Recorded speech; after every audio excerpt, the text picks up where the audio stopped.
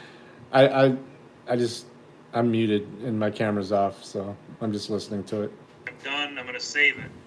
So I named this group Toledo, right? And let's say I want. Honestly, the video isn't even showing for me, but I'm not saying shit about it because I know, just by what he's saying, I know exactly what he's doing. So Any other time, if I'm going to send a one-on-one message, this time I'm going to say Toledo. There it is. That's going to go to 1,819 people now. It's that simple. So, couple things you want to look out for. You do not want to send a really long message this way. We throttle rate our messages. So if you send a 1,000 messages, it's going to take about 4 minutes to complete the send because we throttle rate. We don't just instantaneously send out the 1,000 messages.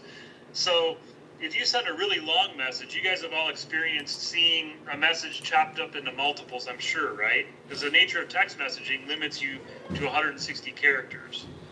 So if you go beyond 160 characters, it breaks up into multiple messages. Let's say I'm sending 1,000 recipients out and it breaks up into 3. That's 3,000 text messages and it goes really slowly. You're going to bog up the system. So you want to keep your group text short and sweet. And you also want to try sending it to yourself first just to make sure it doesn't break up into multiples. Another thing to keep in mind, if a location goes at over 2,500 outbound messages a day, the FCC might flag you as spam, and then you're in timeout for 2 days, you won't be able to send anything, and that's nothing we can control.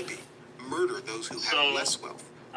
2,500 outbound messages a day is what they're looking for. There's no guarantee they'll flag you, but that's something they're able to do, and we are seeing it. So they're trying to prevent text messaging from becoming like, we're all getting spam calls every day. They don't want texting to become like that. At all times to lend money in unlimited amounts to those So robbers and we had one murderers who call location themselves that we government. turned up last week. To be It was an expended in express shooting appointment down those location. who do not submit They quietly turned to up at being 9 robbed a.m. and and they sent a enslaved. message They out to lend their money in this 35,000 manner, people, knowing that it and is to be they were expended immediately murdering their suspended. fellow men for You don't want to simply do seeking that. their liberty and their rights, knowing also that neither their interest nor their principal will Does that make ever sense be to paid, everybody? except as it will be extorted under the terror of repetition of such murders as those for which the money Yes. lent is Yes. to be Yes. expended.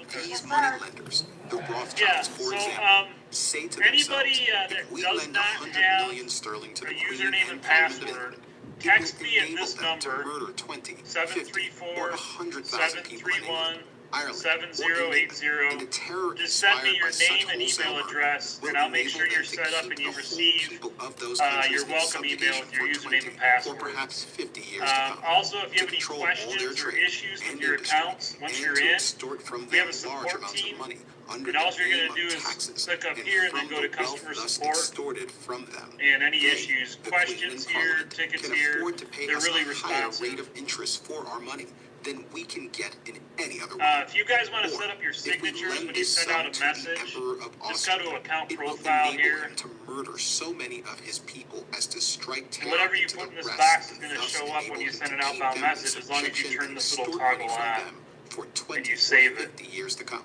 If you And don't they like say the the password same you in get in the regard auto to the email, Emperor you of can Russia, change that right the here King as of well. Prussia, the Emperor of France, or any other ruler so called, who in their judgment will be able, Predefined by murdering messages, a I'm just touching on a few reasonable portion of features his you may or may not be people, to aware keep of. the rest in subjection, If there's something extort you're money from typing them over and for over, a long here's our time to little come, menu to here, the and interest you can and just click principal it, of the money lent and them. this is just a And stupid why example, are but these men it so creates ready right to here. lend So the money way to for do murdering that, the their way to fellow create men? that Solely paragraph, for this reason.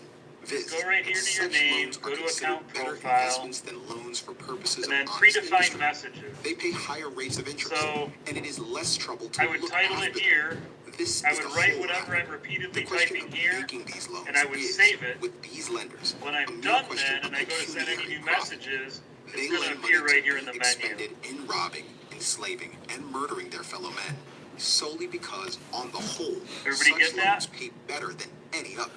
They are no respecters Yes. of person, Yes. no superstitious Another fools feature some people that like, if reverence I'm not monarchs. busy right They now care and I no know more I will for be a later, king I or can an emperor schedule a than they text do message. for the beggar, It's right next to except new as message, he this is little a drop better down here is customer schedule and can text. pay them better If I click interest that, for their it's the money. same deal, right? If I'm they doubt entering his who I'm ability to texting. make his murders successful for maintaining his But then power I'm picking the and thus time and date it extorting goes money out. I'm from going to his say people in the 8 future, o'clock they tonight. dismiss him as Patience. ceremoniously as they would dismiss any other hopeless bankrupt who should want to borrow money to The save reminder, it's himself going to from go out at open 8 p.m. insolvency. tonight. When these great I can lenders still of blood delete it money, before it like goes the out, or I can Rothschilds, change it, or I can loan just vast leave it, sums in and this it'll way go out at 8 for o'clock. purposes of murder to an emperor or a king, they sell out the bonds taken by them in small amounts to anybody and everybody who are If I need disposed to to buy them print at a message for satisfactory prices. unemployment or any to other You too, 357. thing I may They, need to the print for a Rothschilds, file, thus soon get back their money with great profits, and now ready to lend money in the same way See how it again also to any highlights other them robbers both, and right? murderers,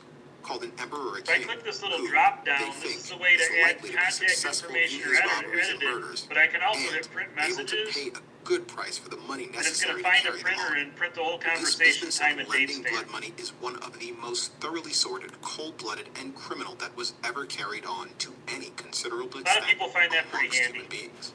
It is like lending money to slave traders or common Need to robbers and add somebody. pirates to be repaid. This out other of item over plunder. here where And the let's men find an who loan unknown. money to government, so-called, for the purposes of enabling the latter to rob, I don't know what enslave, these and people murder were. their people. I don't know, it doesn't are matter. among So the if I go greatest unknown villains here, that the world has I can go ever here seen. and I can just add contact they, information as much this way. I can deserve add to to my be phone book. hunted So I can and just say killed Greg, if they cannot otherwise and I be can hit got rid of, save, as and any now that's slave saved. trader, You can robber, see or over here, pirate that ever his name lived. appears. When these That's the easiest way to and kind of kings, keep building your so-called, phone have book as you obtained their go. loans, they proceed to But hire like I and train demonstrated before, you immense can always numbers of add a professional phone book murderers from your called soldiers, CRM and employ as them well. in shooting And down all who I resist think I their demands for demonstrated the way money. you would do In that. fact, most of them keep large Once you bodies of select these the file to murderers upload, constantly in their service you would just as select their only means of enforcing their extortions. There are now, I think, 4 this or one, 5 million of these import professional contacts murderers instead of constantly import as new employed by the group. so-called sovereigns of Europe.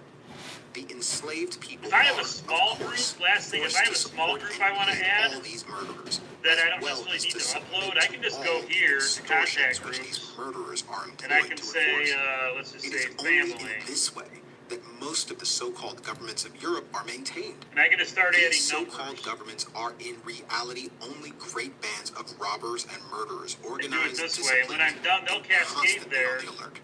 And the so-called sovereigns in So these this would be a different way, like, let's say you want to governments set are up simply one the for your heads internal or office, like chiefs 10 of you. different You can bands just of do it robbers this and way, murderers. call And it these heads or office, chiefs are dependent upon the lenders of blood money for the means to carry on their robberies and save murders. it, They could and not that's the sustain easiest way themselves to do for a small moment group. but You for just the create it loans without made to them by uploading. these blood money loan mongers, and their first care is to maintain their credit with them. Can't for think of they anything I know their missed. I end kind of is moved quickly come. because I know you guys are Instant busy. their credit with them Any vanishes. questions, the people that are Consequently, using it out there the that first they proceeds struggle of their with, or extortions are anything to scrupulously add? applied to the payment of the interest on their loans. In addition to paying the interest on their bonds, I do have one question. Now, when I've done the mass ones, I know it takes a while for it to run through just because it's a ton of messages, you know, when I've done like a few hundred at a time. Yeah.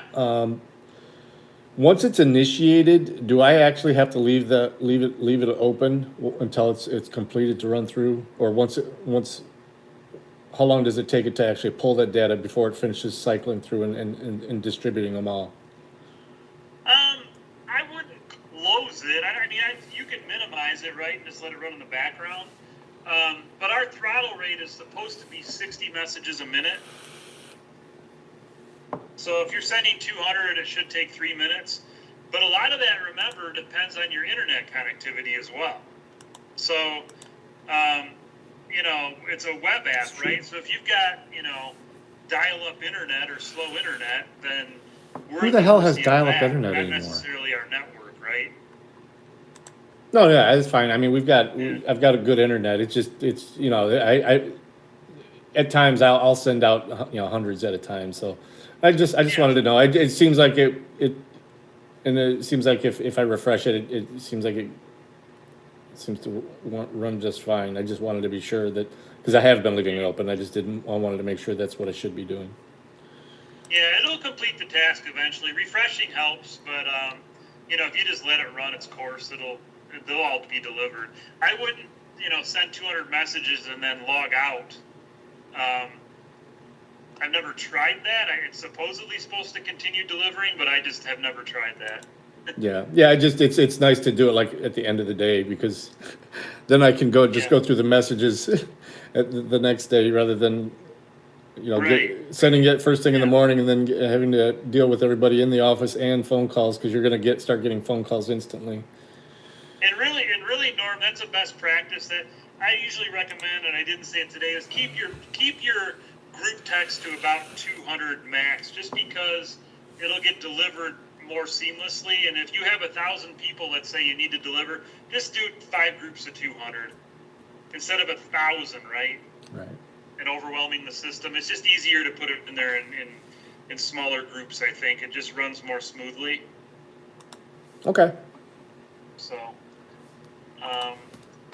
yeah, so I'm not sure if anyone has any questions. Now, You all what is have, that's true my in Europe cell phone is number here. substantially true in So this again, country. if you're not The able difference to log I can't in, see if this you're video as at far all, as look. logins, let me In this know. country, If you need customer Yeah. support, I There's showed nothing. you where that is.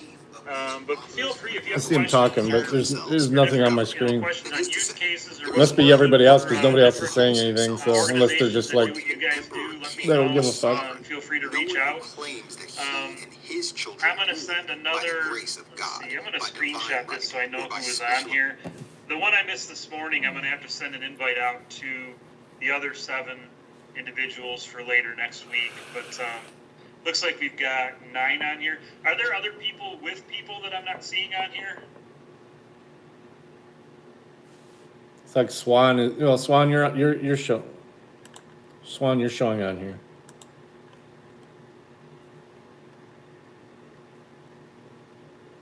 Oh, you got. Looks like I got quite a few. Okay. Yeah, I think Monica's with Swan. Okay. I just want to make sure I've got at least an Yes, she invite sent is. Monica's with Swan. Okay. Perfect. All right, guys. Well, I really appreciate your time. Like I said, if something comes up later, if you think of a question, let me know. It should be a really useful tool for you guys for what you're doing. So we've got a lot of different organizations across the country that are using it pretty effectively. It'd be good for We've got spamming. something called keywords that you might see signs around town. Express uses them quite a bit.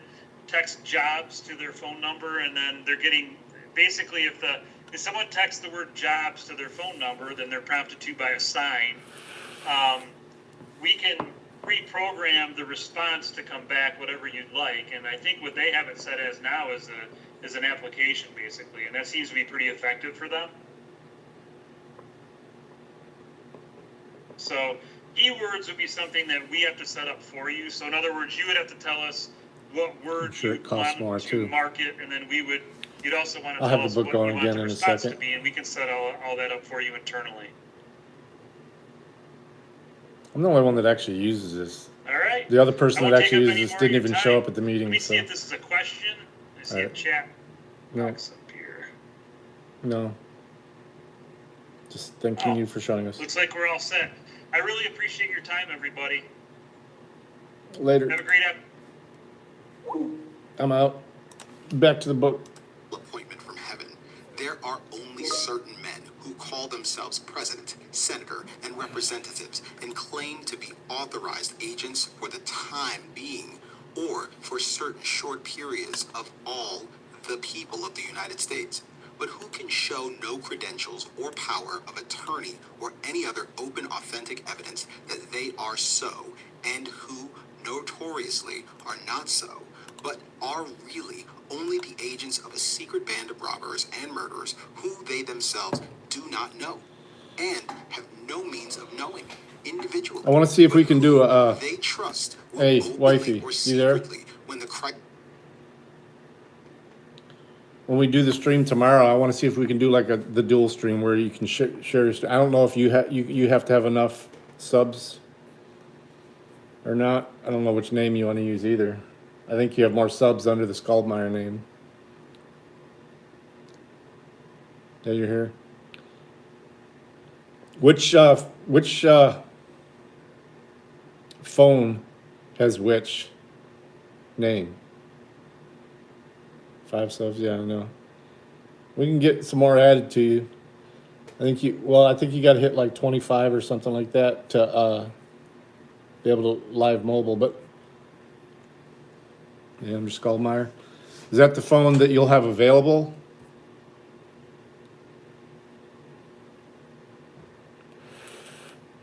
We don't really need to do that because I mean the way I mount it, you can see us both in the front seat. So I didn't even map it out to see how far away. How long of a drive is this?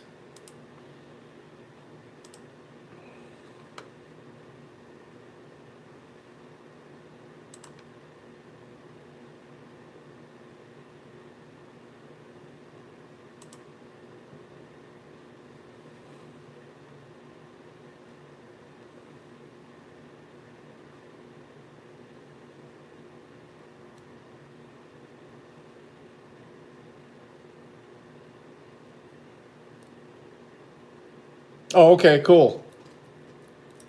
All right, let's figure out how long of a drive this is.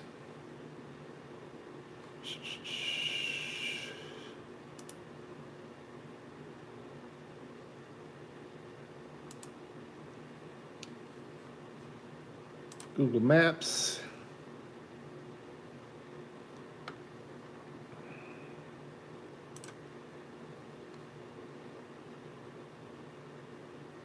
Let's check that address.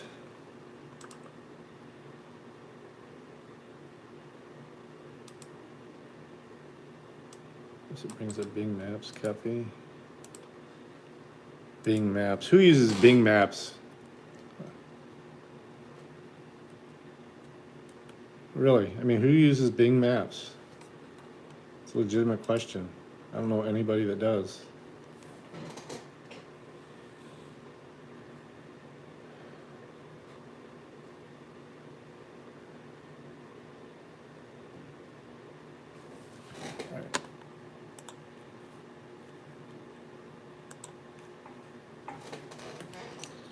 All right, turn the map or the book back on. ISIS comes, sustain them in all their usurpations and crimes. What is important to be noticed is that these so-called presidents, senators, and representatives, these pretended agents of all the people of the United States, the moment their exactions meet with any formidable resistance from any portion of the people themselves, are obliged, like their co-robbers and murderers in Europe, to fly at once to the lenders of blood money for the means to sustain their power, and they borrow their money on the same principle Wow. and for the same purpose, viz. To be expended in shooting down. Oh, we can avoid all the those tolls people though of the United States, if we shoot their own down and then constituents come and across principals, instead as of they going through profess to Cleveland and call stuff. them, who resist It's a little bit the longer, but not robberies that and much. enslavement Eh. which these borrowers of the money are Yeah. practicing upon We them. take 76 and they across. expect to repay these loans, if at all, only That's for the 4 hours. proceeds of 4 the hours future and 44 robberies, minutes. which they anticipate it will be Which is easy like 40 for them minutes longer, and their but successors to perpetrate through a long series of years upon their pretended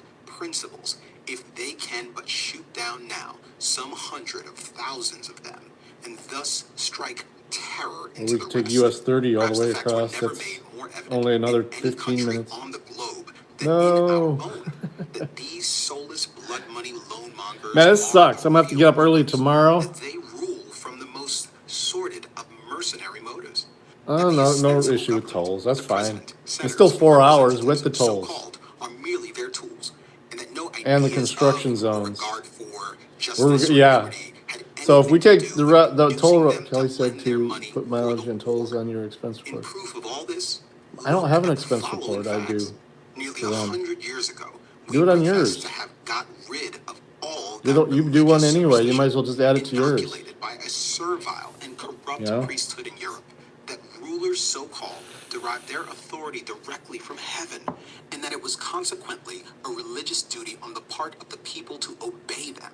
We profess long I don't ago want to one. have learned that governments could rightfully exist only by the free will Yeah, I mean, just add it to and on yours. the It's voluntary okay. support With the of tolls, those who might choose to we might as sustain well them. just put We it all down profess now. to know It's going to long be ago that the only 253 legitimate miles one objects for way. government were the maintenance of liberty and justice. So we're going to drive equally over for all. 500 miles All tomorrow. this we had professed for nearly 100 years, and we professed to look with pity and contempt upon To do those a 15-minute ignorant, video. superstitious, and enslaved peoples of Europe, who were so easily kept in subjugation by the frauds and forces of priests and kings. Notwithstanding all this, that we had learned and known and professed for nearly a century, these lenders of blood I mean, money I haven't for had to a do one long for here for a series while, of but years yeah. previous to the war, been the willing accomplices of slaveholders and preventing the government from the purpose of liberty Yeah, and justice 253 to the miles. greatest of crimes. They Do you have the had been address? such accomplices for a purely pecuniary consideration, to I'll wit, give it to a you tomorrow, control of the market in the South. In other words, the privilege of holding the slaveholders themselves in industrial Here, and I'll type commercial it out for you. It subjugation doesn't matter if to it's the in chat or not. We know what to manufacturers hear. and And merchants of the North, who afterwards furnished the money for the war. And these northern merchants and manufacturers, these lenders of blood money, were willing to continue to be accomplices of the slaveholders in the future for the same pecuniary consideration. But the slaveholders, either doubting the fidelity of their northern allies or feeling themselves strong enough to keep their slaves in subjugation without northern assistance, would no longer pay the price which these northern men demanded. And it was to enforce this price in the future, that is, to monopolize the southern market, to maintain their industrial and commercial control over the South, that these northern manufacturers and merchants lent some of the profits of their former monopolies for the war in order to secure to There's the themselves the address. same or greater Ooh, look at the monopolies crown. in the future.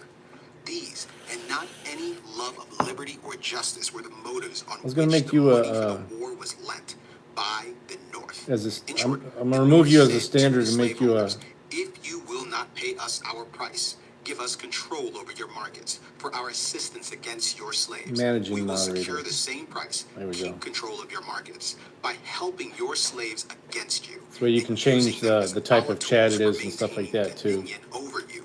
For the control of your markets we will have, whether the tools we use for the purpose be black or white, and be the cost in blood and money what it may. On this principle, and for this motive, and not for any love of liberty or justice, Wish I could have the got my money was appointment for lent later in today. enormous amounts and at enormous rates of interest. And it was only by means of these loans that the objects of the war were accomplished. Probably And go now the by lenders of blood money demand Rise their just for penny, the hell of it, and the just to government see what they so-called have becomes their tool, their servile, slavish, after my villainous haircut. tool to extort it from the labor of the enslaved people, both of the North and the South. It is to be extorted by every form of direct and indirect and unequal taxation. Not only the nominal debt and the interest, enormous as the latter was, are to be paid in full, but these holders of the debt are to be paid still further, and perhaps doubly, triply, or quadruply paid, by such tariffs on imports as will enable our home manufacturers to realize enormous prices for their commodities. Also by such monopolies in banking as will enable them to keep control So of, we really ain't gonna have a and whole thus lot of time to enslave stop and do plunder shit the tomorrow. I industry mean, and trade of the great body of the northern people themselves.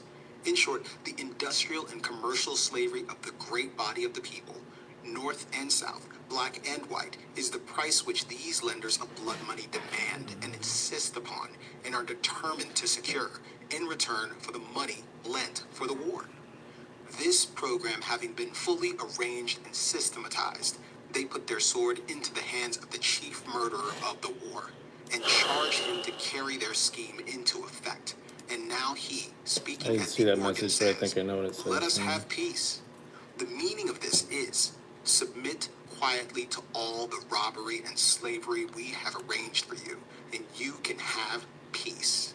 But in case you resist, the same lenders of blood money who furnish the means to subdue the South will furnish As long as it's the just means that, I don't again care. to subdue you. You know, These are the terms on which alone this government, or I just don't with want you few to be in any exceptions, state other, tonight. ever gives peace You know what I to mean? its people. The whole affair on the part of those who furnish You're the still money working tonight, has so been and now is a deliberate scheme of robbery and murder, not merely to monopolize the markets of the South, but also to monopolize the currency and thus control the industry and trade, and thus plunder and enslave the laborers of both North and South. And Congress and the President are today the merest tools for these purposes. They are obliged to be, for they know that their own power as rulers, so-called, is at an end the moment their credit with blood money loan mongers fails. They are like a bankrupt in the hands of an extortioner. They dare not say nay to any demand made upon them. And to hide at once, if possible, both their servility and their crimes, they attempt to divert public attention by crying out that they have abolished slavery, that they have saved the country, that they have preserved our glorious union, and that in now paying the national somebody debt, popped in and as then they left. I was call trying to it, see who it was as before I if the did people that. themselves, all of them, who are to be taxed for its payment, had really and voluntarily joined in contracting it.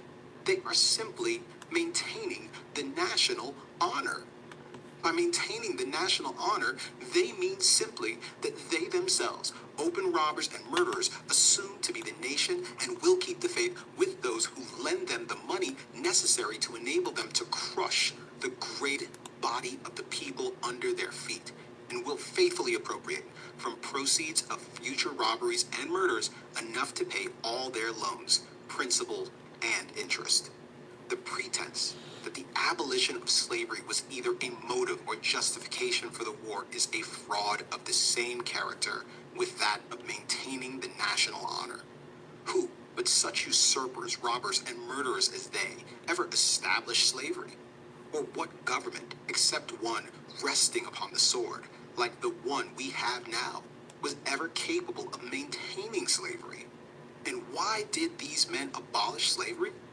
Not from any love of liberty in general, not as an act of justice to the black man himself, but only as a war measure, and because they wanted his assistance and that of his friends in carrying on the war they had undertaken for maintaining and intensifying that political, commercial, and industrial slavery to which they have subjected the great body of the people, both white and black.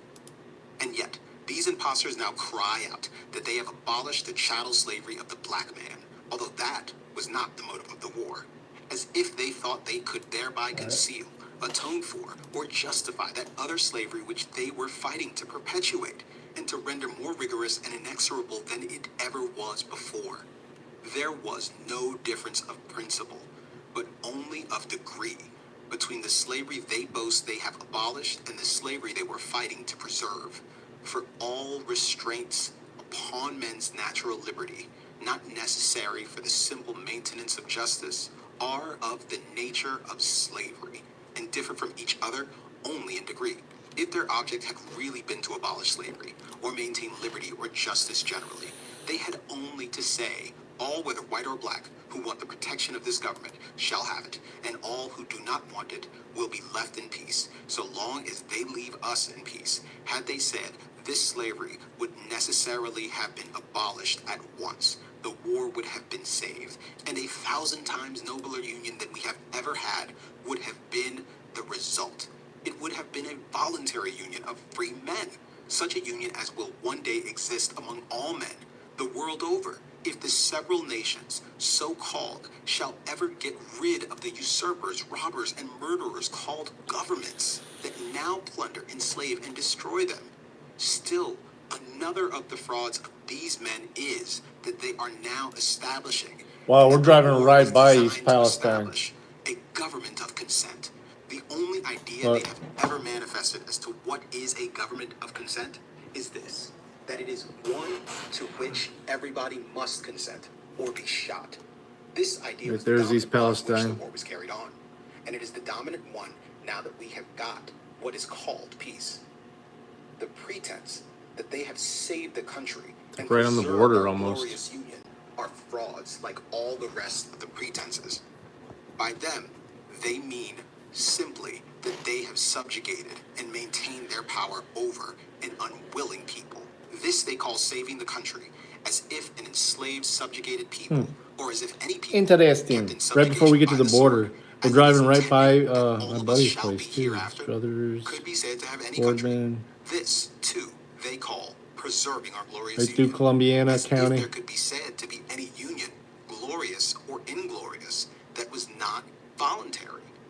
Or as if there could be said to be any union between masters and slaves, between those who conquer and those who are subjugated. All these cries of having abolished slavery, of having saved the Tempted to country, film of outside having a preserved certain the prison union, over there too. of establishing a government of consent, and of maintaining the national honor, are all gross, Right by there, shameless, too. transparent cheats. So transparent that they ought to deceive no one. When uttered as justification for the war, or for the government that has succeeded the war, or for now compelling the people to pay the cost of the war, or for compelling anybody to support a government that he does not want. The lesson taught by all these facts is this: as long as mankind continues to pay national debts, so-called, so long as they are such dupes and cowards as to pay for being cheated, plundered, enslaved, and murdered, so long there will be enough to lend the money for those purposes, and with that money a plenty of tools called soldiers can be hired to keep them in subjugation. But when they refuse any longer to This pay building for being looks thus weird. cheated, plundered, It's like an old enslaved, house, and murdered, or it's an old they will nursing home. cease to Yeah, have cheats and usurpers and robbers and this is the murderers building. and blood money loanmongers for masters. Appendix. Inasmuch as the Constitution was never signed nor agreed to by anybody as a contract, and therefore never bound anybody, and is now binding upon nobody, and is moreover such an one as no people can ever hereafter be expected Corner to View consent to, Nursing and Rehab Center is except what it's as called. they may be forced to do so at the point of the bayonet. It is perhaps of no importance what its true legal meaning as a contract is. Nevertheless, the writer thinks it's proper to say that, in his opinion, the Constitution is no such instrument, as it has generally been assumed to be, but that by false interpretations and naked usurpations, the government has been made in practice a very widely and almost wholly different thing from what the Constitution itself purports to authorize. He has heretofore written much and could write Okay, much there's another more cool place to just prove down the that road, such too. is the truth. But whether the Constitution really be one thing or another, this much is certain, that it has either authorized such a government as we have had, or has been powerless to prevent it. In either case, it is unfit to exist. Chapter 9. Johann Most from The Science of Revolutionary Warfare. A little handbook of instruction for use and preparation of nitroglycerin, dynamite, gun cannon, fulminating mercury, bombs, fuses, What are poisons, we doing? etc., etc. We're not doing anything. What are you doing? 1883. German-born anarchist Johann Most was the primary proponent of achieving Chapter free 9 anarchist just started. society You through just violent missed the revolution. Lysander The term Spooner anarchist is largely chapter. synonymous with terrorist in the United Kingdom, and is due to Most that this came to be. He popularized the concept and term of the propaganda of the deed, meaning using assassination or bombs as a means of advocating one's political position. Almost a century before the publication of Explosives Manual, the Anarchist Cookbook, the translation of Most, The Science of Revolutionary Warfare, became an enormous free. Johann Most, chapter 9. Yeah, I'm not switching to the desktop just because I'm not going to be here that long. I got an appointment. I got to leave for in about 40 minutes, so we're just going to listen to the book, and you get to stare at me while we listen to the book.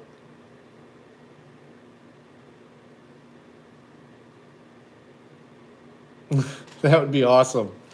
Because he tried starting his own. He tried starting his own post office, right? His own postal service.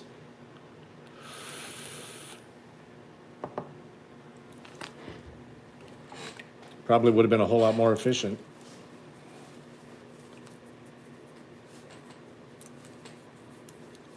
I mean, to be honest, they want to pretend like they're not government employees. Speech concern. His work was nothing less than a clear manual for the everyday revolutionary on how to build dynamite and other explosives. Here is the introduction to Most's provocative work. And now, Johann Most, as read by Curtis Yarvin. Today, Right. the importance of explosives. He should have just called himself a courier. Revolutions oriented to social justice is obvious. Anyone can see that these materials will be the decisive factor in the next period of world history. It therefore makes sense for revolutionaries in all countries to acquire explosives and to learn the skills needed to use them in real situations. It seems to us that far too much time and money has been wasted on false approaches to this objective.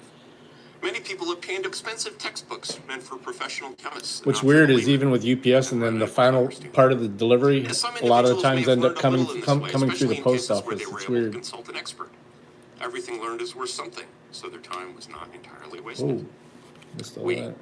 along with some other people, went a step further and arranged for popularized versions of technical papers on the production of explosives to be published. However, we found that these also Yeah, were not you can give it. I mean, she only hears half of what I say, so you can spill, Anna. But the results were not usually very encouraging. We were up to like was expensive and fragile, and 6 easily in here damaged for a beyond minute repair when I when was used by driving. unskilled people. The necessary raw materials, when bought from ordinary retailers, usually turned out to be of inferior quality. Yeah, we're talking about our 10-hour drive tomorrow. 4 hours there, an hour there, and then an hour back, or 4 hours back. We got to drive to Pittsburgh tomorrow. We're going to drive right past East Palestine, though. So I'm tempted to stop by there and at least see if I can get some footage of the wreckage. If you can even get close to it now. Because now it's suddenly a danger. Even though they let everybody go back the same day. Upgrading or purifying these raw materials would again have called. And the facility that I spent a 3-year vacation at, oh yeah, I know. My 100 miles a day is going to be nothing compared to tomorrow. Don't go?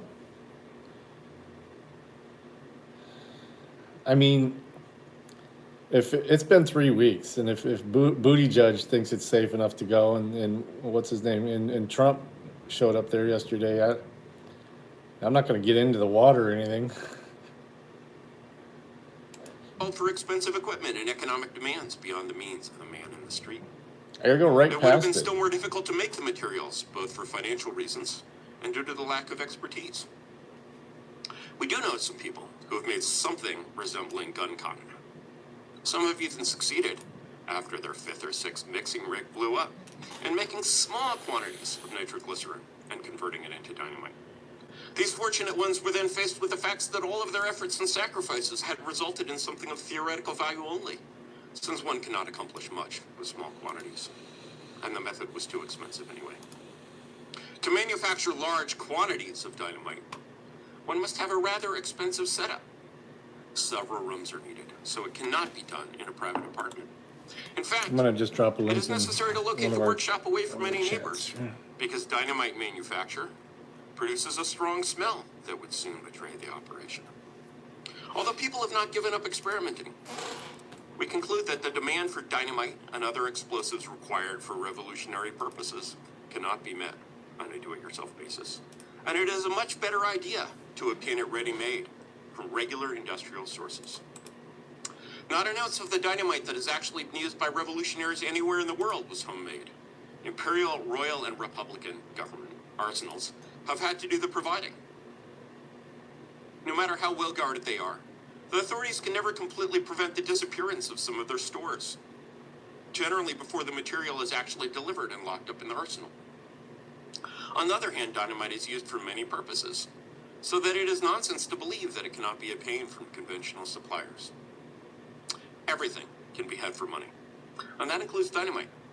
Revolutionaries with money will be able to get it, and without money they can neither buy it nor make it. So the slogan is, save your pennies.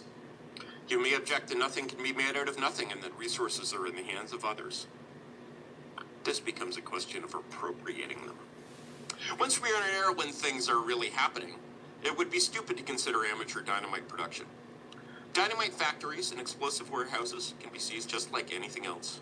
The skilled workers there would work just as well for us as for anyone else if we pay them properly.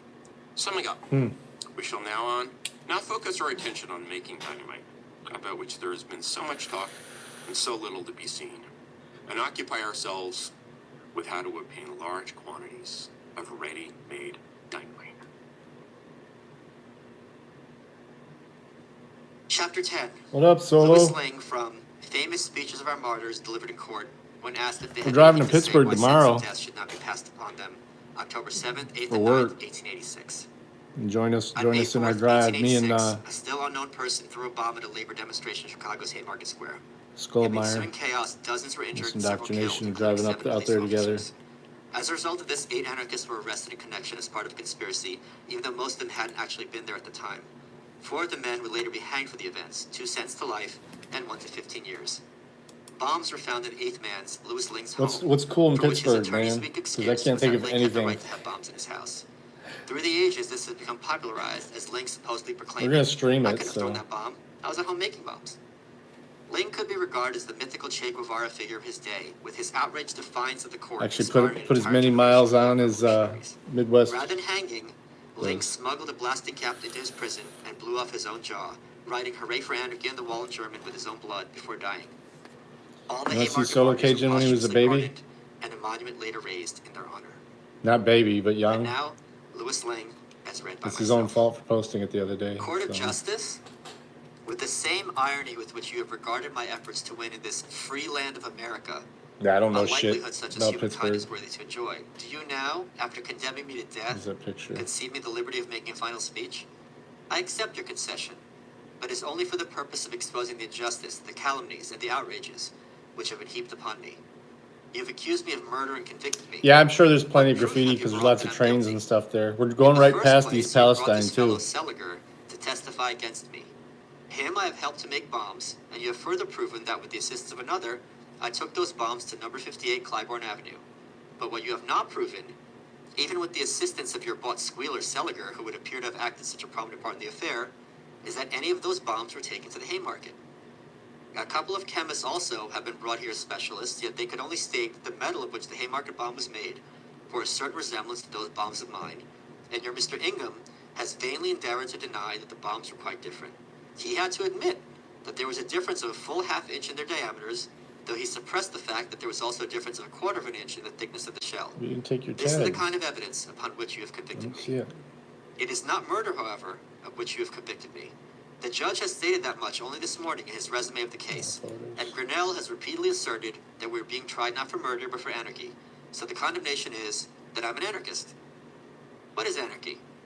This is a subject which my comrades have explained with sufficient clearness, and it's unnecessary for me to go over it again.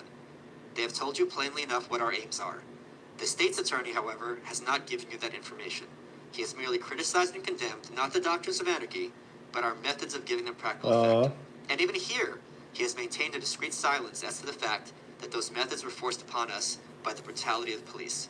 Grinnell's own proffered remedy for our grievances is the ballot in combination There it with is. trade unions.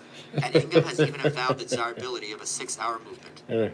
But the fact is, Solo that in every Cajun. attempt to wield a ballot and every endeavor to combine the efforts of working men, you have displayed the brutal force of the police club, and this is why I have recommended root force to combat the ruder force of the police.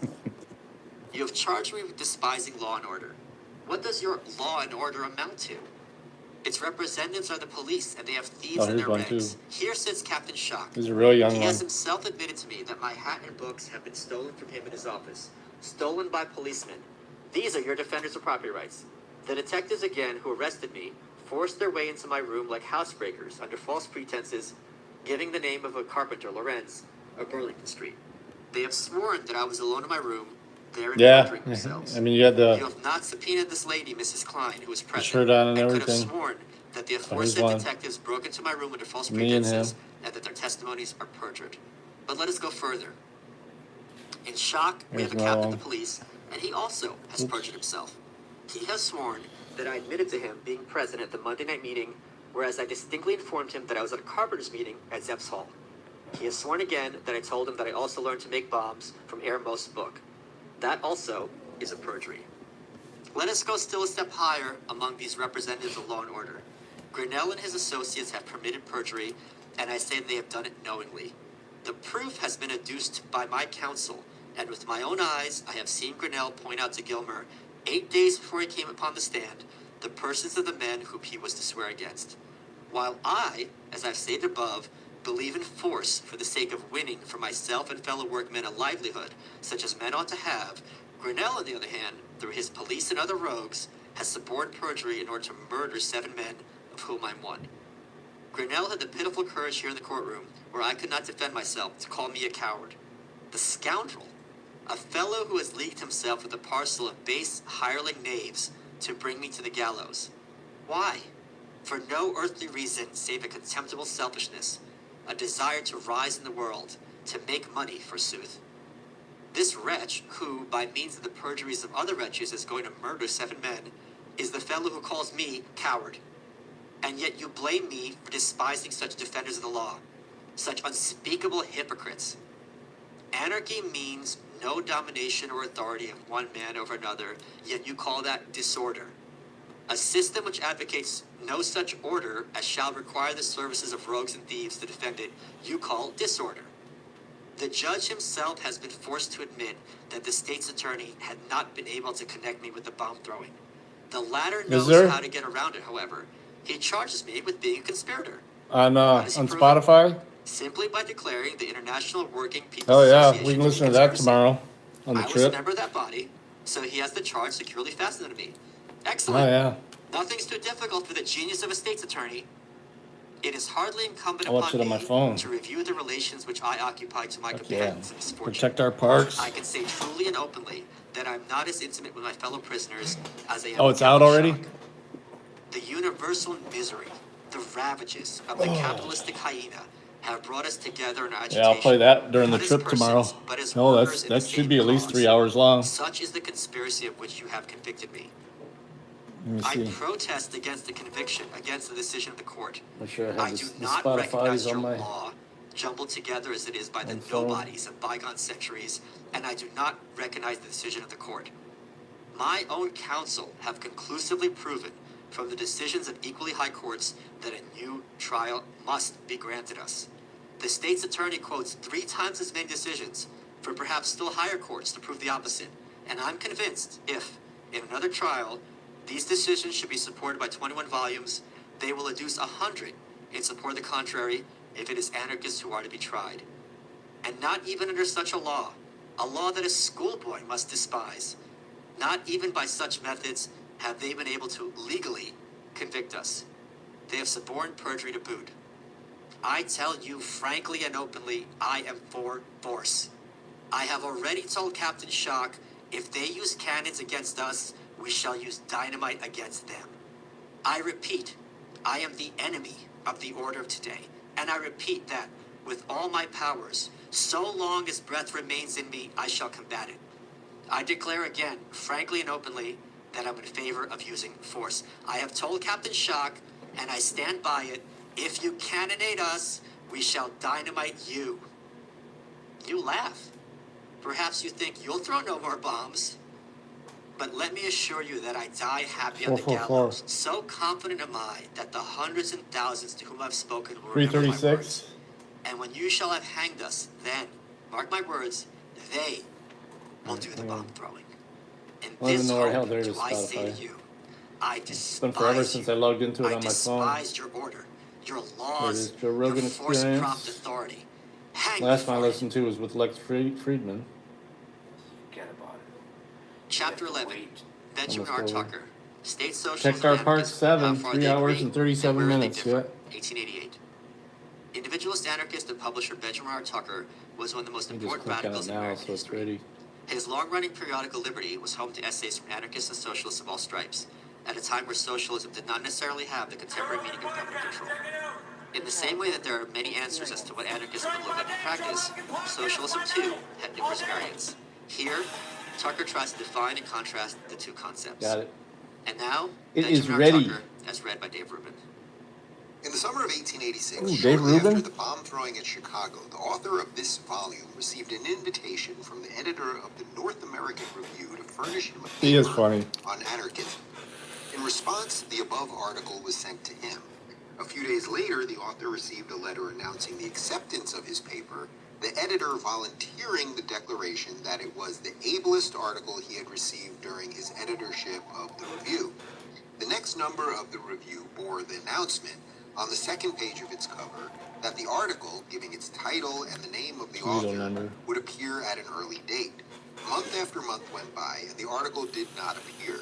Repeated letters of inquiry failed to bring any explanation. Finally, after nearly a year had elapsed, the author wrote to the editor that he had prepared the article not to be pigeonholed, but to be printed, and that he wished the matter to be acted on immediately.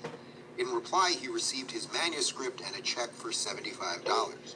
Thereupon, he made a few slight changes in the article and delivered it on several occasions as a lecture, after which it was printed in Liberty of March 10th, 1888. Really? Probably InfoWars no stickers, huh? education has ever attained the magnitude, either in the number of its recruits or the area of its influence, which had been attained by modern socialism. I've been and listening to a lot of and watching the Redacted News. If you've ever seen that, it's called Redacted News. I like Alex. He just gets a little bit outrageous sometimes, but you can't argue against the fact that almost everything that he's claimed has been true. The one thing that he claimed that wasn't true, he admitted to, and now they want $1 billion from him for it.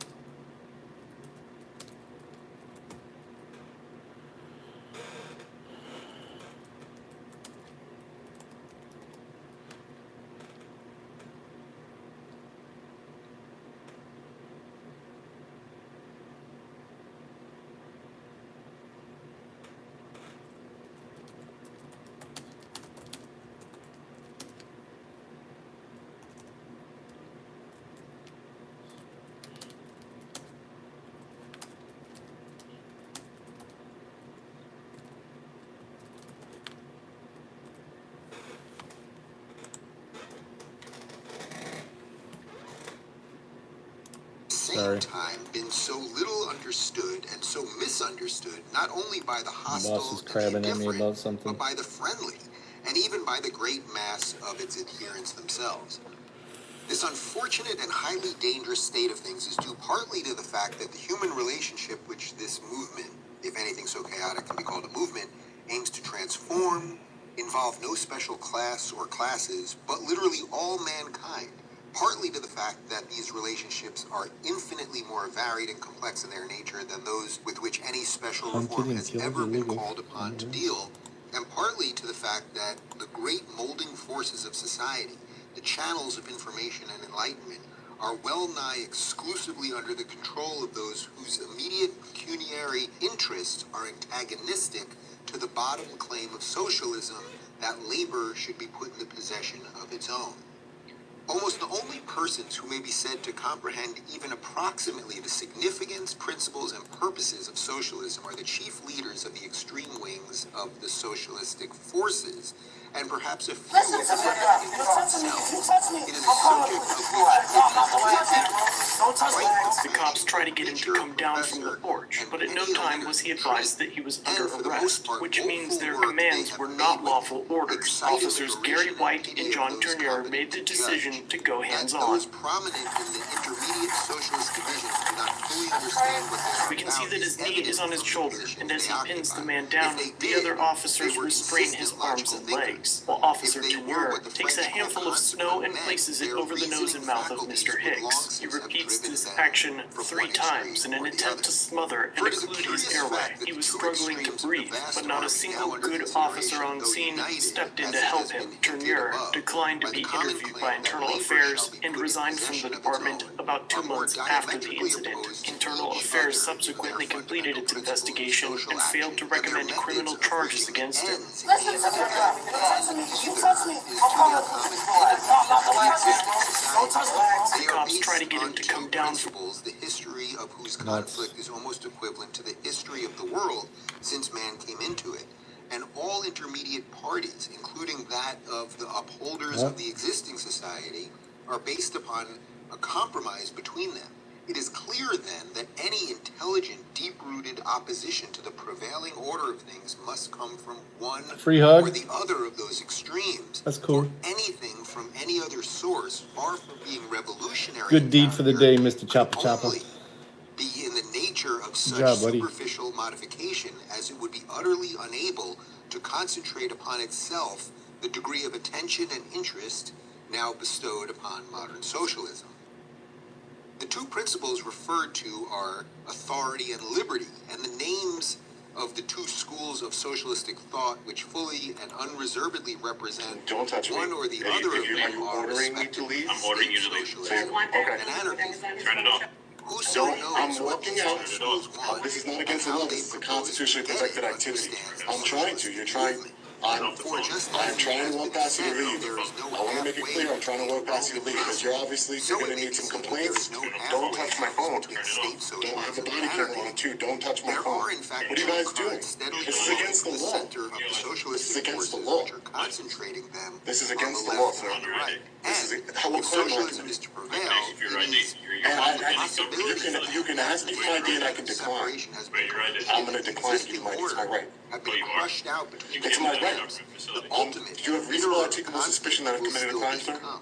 In that case, all the 8-hour men, all the trade unionists, all the knights of labor, all the land nationalizationists, all the greenbackers, and in short, all the members of the 1,001 different battalions belonging to the great army of labor will have deserted their old posts. And these being arrayed on the other side, maintain the equal other, distance, the great engage battle your will speed begin. against What a theirs. final Now, victory knowing that for law the enforcement have to state use calibrated socialists will speedometers, be. What a final I use a little victory trick for what the that they anarchists used to will use. be. Knowing It is that the mile purpose markers of on this the paper interstate here to are paced restate. out at a half mile, I To took do the this time intelligently, between however, 1 I mile must marker first describe and the the next ground half mile common marker to both, and divided the that features and got that an make average of socialists of each of 94 them. miles The per economic hour. Now principles the of kicker modern is this socialism deputy is are a 9.5 miles logical outside of his principle laid down jurisdiction. by Cops Adam are rarely Smith held in early accountable, chapters and this of is his evident Wealth under of Nations. they seem like they Namely, can do what that they want labor and is exceed the true speed measure limit. of Where price. But Adam Smith, after stating this principle most clearly and concisely, immediately abandoned all further consideration of it to showing what actually does measure price and how, therefore, wealth is at present distributed. Since his day, nearly all the political economists have followed his example by confining their function to the description of society as it is in its industrial and commercial phases. Socialism, on the contrary, extends its function to the description of society as it should be and the discovery of the means of making it what it should be. Half a century or more after Smith enunciated the principle above stated, socialism picked up where he had dropped it, and in following it to its logical conclusions, made it the basis of a new economic philosophy. This seems to have been done independently by three different men of three different nationalities in three different languages. Josiah Warren, an American, Pierre Proudhon, a Frenchman, Karl Marx, a German Jew. That Warren and Proudhon have arrived at their conclusions singly and unaided is certain, but whether Marx was not largely indebted to Proudhon for his economic ideas is questionable. However this may be, Marx's presentation of the ideas was in so many respects peculiarly his own that he is fairly entitled to the credit of originality. That the work of this interesting trio should have been done so nearly simultaneously would seem to indicate that socialism was in the air, and that the time was ripe and the conditions favorable for the appearance of this new school of thought. So far as priority of time is concerned, the credit seems to belong to Warren, the American, a fact which should be noted by the stump orators who are so fond of declaiming against socialism as an imported article. Of the purest revolutionary blood, too, this Warren, for he descended from the Warren who fell at Bunker Hill. From Smith's principle that labor is the true measure of price, or, as Warren phrased it, that cost is the proper limit of price, these three men made the following deductions: that the natural wage of labor is its product, that this wage or product is the only just source of income, leaving out, of course, gift, inheritance, etc., that all who derive income from any other source abstracted directly or indirectly from the natural and just wage of labor, that this abstracting process generally takes one of three forms: interest, rent, and profit, that these three constitute the trinity of usury and are simply different methods of levying tribute for the use of capital, that capital being simply stored up labor which has already received its pay in full, its use ought to be gratuitous on the principle that labor is the only basis of price, that the lender of capital is entitled to its return intact and nothing more, that the reason why the banker, the stockholder, the landlord, the manufacturer, and the merchant are able to exact usury from labor lies in the fact that they are backed by legal privilege or monopoly, and that the only way to secure labor, the enjoyment of the entire product or natural wage, is to strike down monopoly. It must not be inferred that either Warren, Proudhon, or Marx used exactly this phraseology or followed exactly this line of thought, but it indicates definitely enough the fundamental ground taken by all three and their substantial thought up to the limit to which they went in common. And, lest I may be accused of stating the positions and arguments of these men incorrectly, it may well be to say in advance that I have viewed them broadly, and that for the purposes of sharp, vivid, and emphatic comparison and contrast, I have taken considerable liberty with their thought by rearranging it in an order and often in phraseology of my own, but I am satisfied without, in so doing, misrepresenting them in any particular. It was at this point, the necessity of striking down monopoly, that came the parting of their ways. Here the road forked. They found that they must turn either to the right or to the left, follow either the path of authority or the path of liberty. Marx went one way, Warren and Proudhon the other. Thus were born state socialism and anarchism. First then, state socialism, which may be described as the doctrine that all affairs of men should be managed by the government, regardless of individual choice. Marx, its founder, concluded that the only way to abolish the class monopolies was to centralize and consolidate all industrial and commercial interests, all productive and distributive agencies, in one vast monopoly in the hands of the state. The government must become the banker, manufacturer, farmer, carrier, and merchant, and in these capacities must suffer no competition. Land, tools, and all instruments of production must be wrested from individual hands and made the property of the collectivity. To the individual can belong only the products to be consumed, not the means of producing them. A man may own his own clothes and his food, but not the sewing machine which makes his shirts or the spade which digs his potatoes. Product and capital are essentially different things. The former belongs to individuals, the latter to society. Society must seize the capital which belongs to it, by the ballot if it can, by revolution if it must. Once in possession of it, it must administer on the majority principle, though its organ, the state, utilize it in production and distribution, fix all prices by the amount of labor involved, and employ the whole people in its workshops, farms, stores, etc. The nation must be transformed into a vast bureaucracy, and every individual into a state official. Everything must be done on the cost principle, the people having no motive to make a profit out of themselves. Individuals not being allowed to own capital, no one can employ another or even himself. Every man will be a wage receiver and the state the only wage payer. He who will not work for the state must starve or most likely go to prison. All freedom of trade must disappear. Competition must be utterly wiped out. All industrial and commercial activity must be centered on one vast, enormous, all-inclusive monopoly. The remedy for monopolies is monopoly. Such is the economic program of state socialism as adopted from Karl Marx. The history of its growth and progress cannot be told here.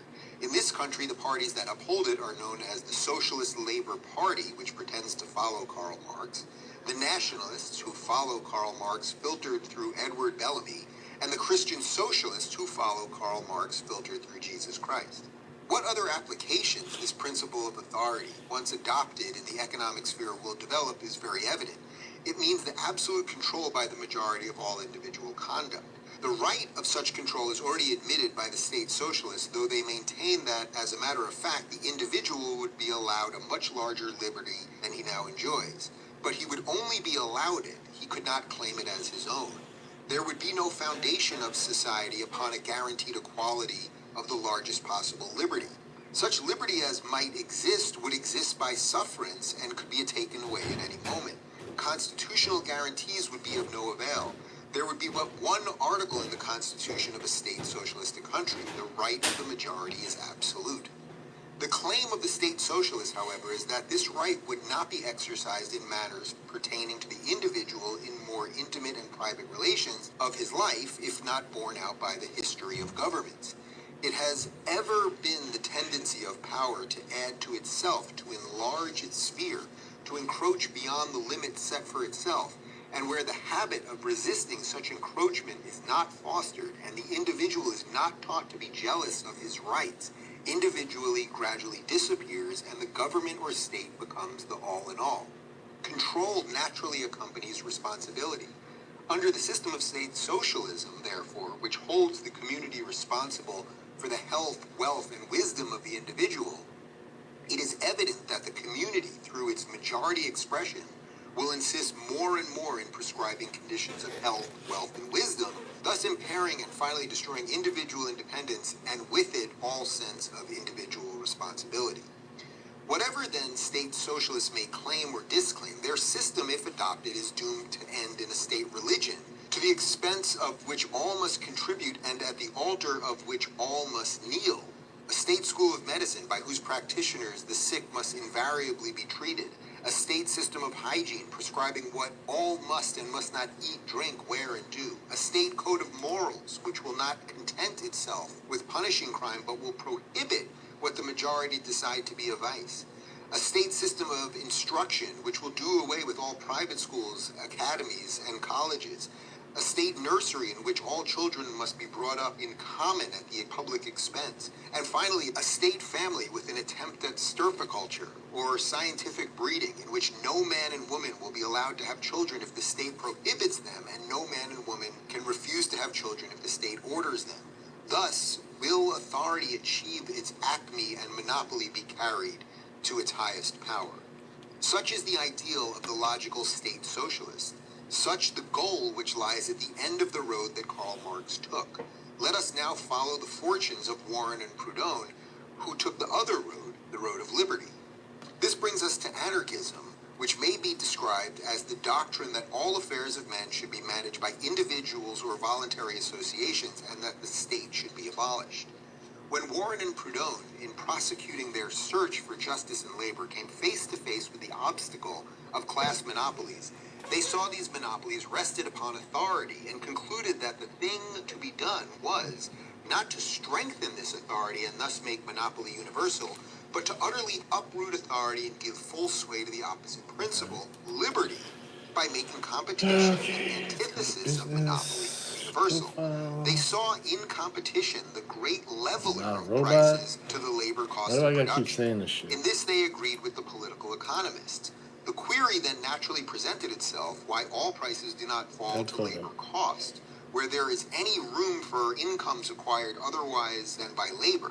In a word, why the usurer, the receiver of interest, of rent and profit exists. The answer was found in the present one-sidedness of competition.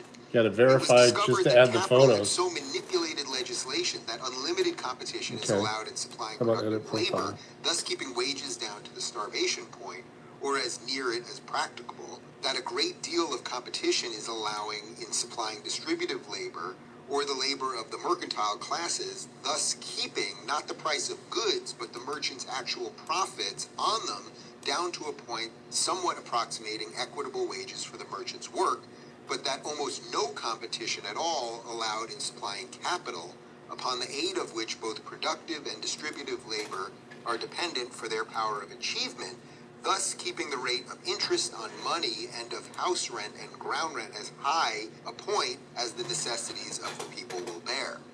On discovering this, Warren and Proudhon charged the political economists with being afraid of their own doctrine. The Manchester men were accused of being inconsistent. The believed in liberty to compete with the laborer in order to reduce his wages, but not in liberty to compete with the capitalist in order to reduce his usury. Laissez-faire was very good sauce for the goose, labor, but was very poor sauce for the gander, capital. But how to correct this inconsistency? How to serve this gander with the sauce? How to put capital at the service of businessmen and laborers at cost or free of usury? That was the problem.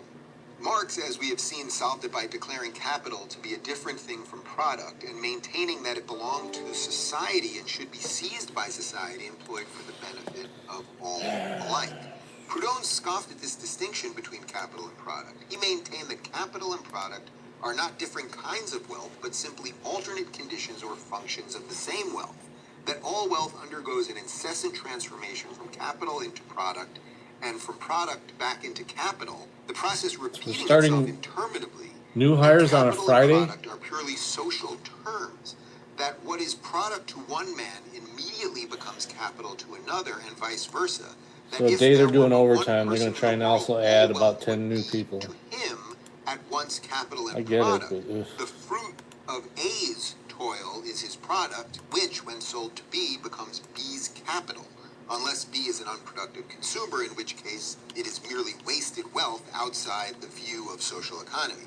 That a steam engine is just as much a product as a coat, and that a coat is just as much capital as a steam engine, and that the same laws of equity govern the possession of the one that govern the possession of the other. For these and other reasons, Proudhon and Warren found themselves unable to sanction any such plan as the seizure of capital by society.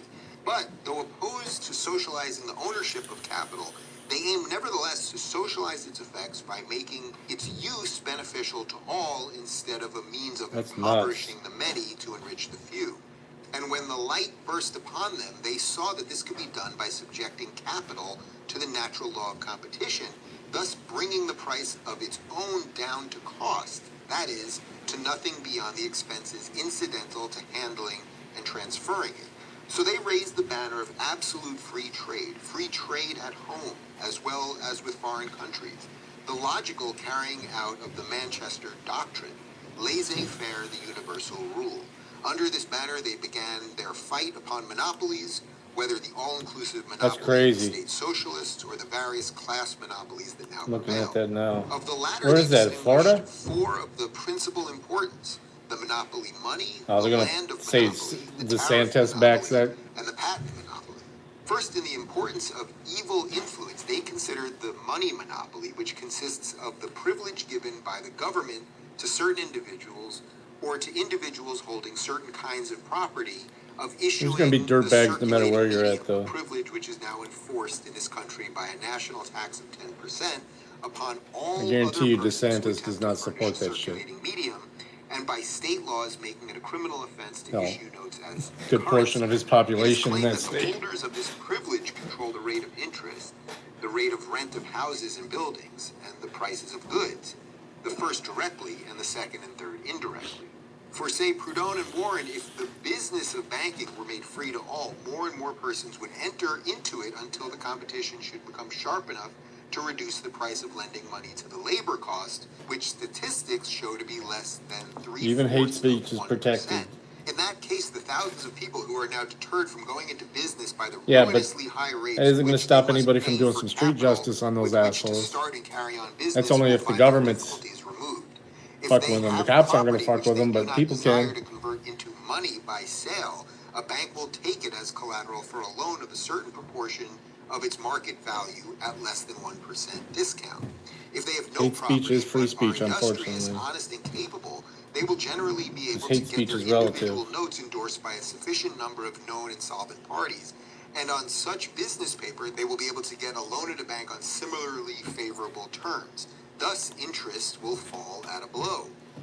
The banks will really not be lending First capital names? at all, but will be doing Shit. business on the capital of their You customers. The heartbeat, business I'll put you to consisting work. You in got a an heartbeat, exchange I'll put of you the to work. known and widely available credits of the banks for the unknown and unavailable, but the quality of goods, There's a credits place from for the you. customers The and pay a is charge decent these thereof days, of too. less than 1%, not as interest for use of capital, but as pay for the labor of running the banks. This facility of acquiring capital will give an unheard of impetus to business and consequently create an unprecedented demand for labor, a demand which will always be in excess of the supply, directly to the contrary of the present condition All these of the labor quote-unquote market. GDL Then will be Nazis with seen their an faces covered. exemplification of the words of Come Richard on, you're going to be a Cobden, Nazi. Let's see who that you when are. two laborers are often after one employer, wages fall, but when two employers are after one laborer, wages rise. Labor will then be in a position to dictate its wages and will thus secure its natural wage, its entire product. Thus, the same blow that strikes interest down will send wages up. But this is not all. Down will go profits also. For merchants, instead of buying at high prices on credit, will borrow money of the banks at less than 1%, buy at low prices for cash, and correspondingly reduce prices of their goods to their customers. And with the rest will go house rent. For no one who can borrow capital at 1% with which to build a house of his own will consent to pay rent to a landlord at a higher rate than that. Such is the vast claim made by Proudhon and Warren as to the results of the simple What up, abolition Manny? of the money monopoly. I'm Second just in staying on my importance phone comes the today until I land go to this monopoly, the appointment, evil effects which of I'm going which to are have to get ready seen for. principally in exclusively agricultural I'm countries trying like to add Ireland. pictures to one of these This monopoly websites, but it's not consists in the letting me enforcement until I go by verify it government tomorrow. of Tomorrow land we're doing a titles long which do road not trip, rest me and the upon wife, personal occupancy and driving cultivation. from It the was obvious to west Warren of and Toledo Proudhon all that the way as to soon as Pittsburgh and back. individuals should no longer be protected by their fellows in anything but personal Yeah, occupancy and cultivation of land, ground I rent would started late disappear, and today. so usury would have It was one less nice, leg to nice stand cozy on. bed this Their morning. followers So of yeah, we'll be today on the are road for disposed about to 8 modify this hours claim tomorrow, to the extent of admitting that the very over small 500 fraction of miles. ground rent which rests, not on It monopoly, doesn't but look on too bad. I mean, a superiority little of rain soil or or whatnot. site, It can't be will any worse than continue it to was exist last for a night. time and perhaps This morning was forever, pretty shady though too. tending constantly to Fucking a trees minimum falling all over the under place from the conditions of ice. freedom. But the inequality of soils which gives I rise was to the actually surprised economic there was rent of power up here. land, like the inequality of human skill which gives rise to the economic rent of ability, is not a cause for serious alarm even to those most opponent of usury, as its nature is not that of a germ from which the other and graver It inequalities don't may look bad spring, now. but rather that of a decaying branch which may finally Just a wither lot of and water fall. falling off the trees where they Third, were the covered tariff nice. monopoly, which The branches consists really in aren't falling fostering much anymore. They production had at all high that, almost prices all of it under cleared out this favorable morning. conditions by visiting with the penalty of taxation for those who patronize production at I low gotta get logged in prices on my and phone under though to do favorable this. conditions. The evil to which this monopoly gives rise might more properly be called misusury than usury, because it compels labor to pay, not exactly for the use of capital, Yeah, I think if rather you were for the definitely misuse colder of there, it capital. was probably coming The down abolition mostly of as this snow up monopoly there. would result in great reduction in the prices of all articles. Yeah, or the worst of it's already been fallen, because you guys get such weather over there on the west side. his natural wage, his entire product. Proudhon admitted, however, that to abolish this monopoly before abolishing the money monopoly would be cruel and disastrous policy, first because the evil of scarcity of money created by the money monopoly would be intensified by the flow of money out of the country, which would be involved in an excess of imports over That didn't quite make it, did and it? second, because of the fraction of the laborers of the country which now employed Yeah, you in called the that. protected industries would Didn't be quite turned make adrift it. to face starvation without the benefit of the insatiable demand for labor which a competitive money system would create. Add another Free trade account. and money Fuck, at I home, got so many making money fucking and work accounts on this abundant, was phone. insisted upon by Proudhon as a prior condition of free trade in goods with foreign countries. Fourth, the patent monopoly, which What is consists this in email address protecting called? inventors and authors against competition for a period long enough to enable them to extort from the people a reward enormously in excess of the labor measures of their services. Yeah, you're right. In other words, in giving people a right of property for a term of years in laws and facts of nature, and the power to extract tribute from others for the use of this natural wealth, which should be open to all. The abolition of this monopoly would fill its beneficiaries with a wholesome fear of competition, which would cause them to be satisfied with pay for their services to that which other laborers get for theirs, and to secure it by placing their products and works on the market at the outset at prices so low that their lines of business would be no more tempting to competitors than any Didn't other quite lines. get there, did we? The development of the economic program, which consists in the destruction of these monopolies and the substitution for them of the freest competition, led its authors to a perception of the fact that their thought rested upon a very fundamental principle: the freedom of the individual, his right of sovereignty over himself, his products, and his affairs, and of rebellion against the dictation of external authority. Okay. Just as the idea of taking capital away from individuals and giving it to the government started Marx in a path which ends in making government everything and the individual nothing, so the idea of taking capital away from government-protected monopolies and putting it within easy reach of all individuals started Warren and Proudhon in a path which ends in making the individual everything and the government nothing. If the individual has a right Yeah. to govern I mean, we're pretty himself, far north all of you, Anna, external but government it's is northeast, so tyranny. there was a big Hence the necessity rust of up, I abolishing guess, the last state. night, This was the logical conclusion competing with to the which cold front Warren that and was Proudhon heading were east, forced, and it became the fundamental right along the article of ridge their where we're political at. philosophy. It is the doctrine which Proudhon named anarchism, a word derived from the Greek and meaning not necessarily absence of order, as is generally supposed, but an absence of rule. The anarchists are simply unterrified Jeffersonian Democrats. They believe that the best government is that which governs least, and that which I'll be governs ready least to is no government at all. Even the simple add a police picture. function of protecting person and property they deny to Let's government do it. supported by To do it on the other compulsory phone, too. taxation. Protection they look upon as a thing to be secured as long as it's necessary by voluntary association and cooperation for self-defense, or as a commodity to be purchased, like any other commodity, of those who offer the best article at the lowest price. In their view, it is in itself an invasion of the individual to compel him to pay for or suffer a protection against invasion that he has not asked for and does not desire. And they further claim that protection will become a drug in the market. We'll wait till the end of this chapter. There's only 9 minutes left before we pack up and the realization of their economic head for the haircut. Compulsory taxation is to them the life principle of all monopolies, and passive but organized resistance to the tax collector they contemplate when the proper time comes as one of the most effective methods. Probably going to kill the stream once I get there, though. Their attitude on this key is their attitude Might start it back up later on. of political or social nature. It's going to be a long In stream religion, tomorrow. they are atheistic as If it stays far as connected. their own opinions are concerned, for they look upon divine authority and religious sanction of morality as the chief pretext put forward by the privileged classes for the exercise of human authority. If God exists, said Proudhon, he is man's enemy. And in contrast to Voltaire's famous epigram, if God did not exist, it would be necessary to invent him. The great Russian nihilist Mikhail Bakunin placed this antithetical proposition: if God existed, it would be necessary to abolish him.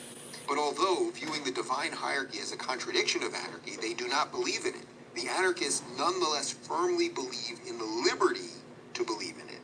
Any denial of religious freedom they squarely oppose.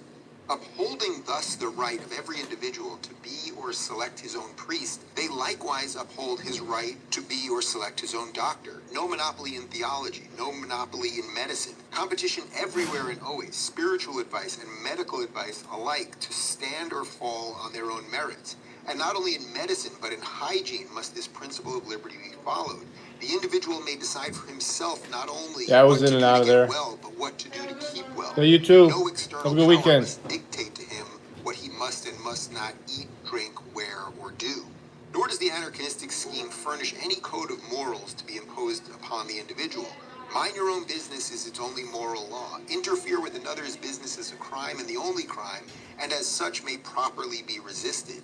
In accordance with this view, the anarchists look upon attempts to arbitrarily suppress vice Yeah, me as too. in themselves crimes. They believe liberty and the resultant social well-being to be a sure cure This is for all the Benjamin vices, Tucker's but they recognize the right of the drunkard, writings. the The gambler, next one will be rape, Peter the harlot to live their lives until they shall Kropotkin. freely choose to abandon them. In the matter of So this maintenance and handbook is rearing basically a bunch of children, readings from the a bunch of anarchists would different neither institute the communistic nursery which the writers. state socialists favor, nor keep the communist school system which now prevails. The nurse and the teacher, like the doctor and the preacher, must be selected voluntarily, and their services must be paid for by those who patronize them. Parental rights must not be taken away, and parental responsibilities must not be foisted upon others. Even in The so clients or delicate a the matter staff? as that of the relations of the sexes, the anarchists do not shrink from the application of their principle. They acknowledge and defend the right of any man and any woman, or of any men and any women, to love each other for as long or as a short time as they can, will, or may. To them, legal marriage and legal divorce are equal absurdities. Both. They look forward Yeah. to a time when every individual, whether man or woman, shall be self-supporting, and when each shall have an independent home of his or her own, whether it be a separate house or rooms in a house with others, when the love relations between these independent individuals shall be as varied as our individual inclinations and attractions, and when the children born of these relations shall belong exclusively to the mothers until old enough All right. to belong I'm to gonna shut down one of themselves. these laptops anyway. Such are the main features of the anarchistic social ideal. There is wide difference of opinion among those who hold it as the best method of obtaining it. Time forbids the treatment of that phase of the subject here. I will simply call attention to the fact that it is an ideal utterly inconsistent with that of those communists who falsely call themselves anarchists while at the same time advocating a regime of anarchism fully as despotic as that of the state socialists themselves. And it is an ideal that can be as little advanced by Prince Kropotkin as retarded by the brooms of those Miss Parringtons of the bench who sentenced them to prison. An ideal which the martyrs of Chicago did far more to help their glorious death upon the gallows for the common cause of socialism than by their unfortunate advocacy during their lives in the name of anarchism, of force as a revolutionary agent and authority as a safeguard of the new social order. The anarchists Regime believe in of liberty both anarchism. as an ends and means and are hostile to anything that antagonizes it. I should not undertake to summarize this altogether. David Rubin, I like his exposition reading. of socialism from the standpoint of anarchism. Did I not find the task already accomplished for me by a brilliant French journalist and historian, Ernest Lezine, About to take you guys to the barber shop with me. Gotta get lined back up. Look how sloppy that top of my head is. conclusion of his lecture, I hope to deepen the lumpy. impression which it has been my endeavor to make. There are two Gotta line that socialisms. up. One is communistic, the other soliditarian. See how One is dictatorial, the other libertarian. bad it One is looks? metaphysical, the You other guys will see it positive. after it's done. One is dogmatic, Jose the hooks other me up. scientific. One is emotional, the other reflective. One is destructive, the other constructive. Both are in pursuit of the greatest possible welfare for all. One aims to establish happiness for all, the Who's other been in? to enable each to be happy in his own way. The first regards the state as a society sui generis of I'll a show you special guys essence, a the banana product thing. of a sort of divine right outside of and above all it was society in the with messenger special chat. rights and able to exact special obediences. The second considers the state an association like any other, generally managed worse than Mark? others. The first proclaims the sovereignty of the state, the second recognizes no sort of sovereign. One wishes all monopolies to be held by the state, the other Yeah. wishes the abolition of all monopolies. One wishes the governed class to become the governing class. The other wishes No, to send it to my email. both declare It's that hard the to pull it back up existing on the state of old things cannot chats. last. The first considers I'm on my phone now revolutions anyway. as the indispensable agent of evolutions. The second teaches that repression alone I'd like turns to see that. evolutions into revolution. The first has faith in a cataclysm. The second knows that social progress will result from the free play of individual efforts. Both understand that we are entering upon a new historic phase. One wishes that there should be none of proletarians. The other wishes that there should be no more proletarians. The first wishes to take everything away from everybody. The second wishes to leave each in possession of its own. The one wishes to expropriate everybody. The other wishes everybody to be a proprietor. The first says, do as the government next time we're wishes. streaming, pull it The up. second says, do as you wish yourself. The former threatens with despotism. The latter promises with liberty. The former makes the citizen the subject of the state. My watch just The latter congratulated makes me the for state moving. the employee of the citizen. One proclaims that labor pains will be necessary to the birth of a new world. The other declares that real progress will not cause suffering to anyone. The first has confidence in the social war. The other believes only in the works of peace. One aspires to command, to regulate, to legislate. The other wishes to attain the minimum of command, of regulation, of legislation. One would be followed by the most atrocious of reactions. The other opens unlimited horizons to progress. Yeah, 5'7" is. The first will fail, the other will succeed. Both desire equality. One by lowering heads that are too high, the other by raising heads that are too low. A definite, One sees powerful equality weapon. under a common yoke, the other will secure equality and complete liberty. I use One that playing is Tarkov. intolerant, the other tolerant. One frightens, the other reassures. The first wishes to instruct everybody, the second wishes to enable everybody to instruct himself. The first wishes to support everybody, the second wishes to enable everybody to support himself. You're not sorry. One says, Although the you did say land as to soon as the you did state, it. the mind to the state, the tool to the state, the product to the state. The other says, the land to the cultivator, the mind to the miner, the tool to the laborer, the product to the producer. There are only these two socialisms. One is the infancy of socialism. The other is its manhood. One is LV. already What's the LV? past, the other is the future. One will give place to the other. Today, each of us must choose for the one or the What's other LV, of these Mark? two socialisms, or Why else aren't you- confess that he is not a socialist. Why aren't you a standard moderator? Chapter 12. Peter Kropotkin from The Conquest of Bread, 1892. All right, we're gonna pause it. No It's one gonna has be done as good. much to flesh out what a Ooh, and Malice is reading it too. So we'll kick. Oh, Leon Valley. Okay, yeah. I am going to. So what's going on in Sheridan then?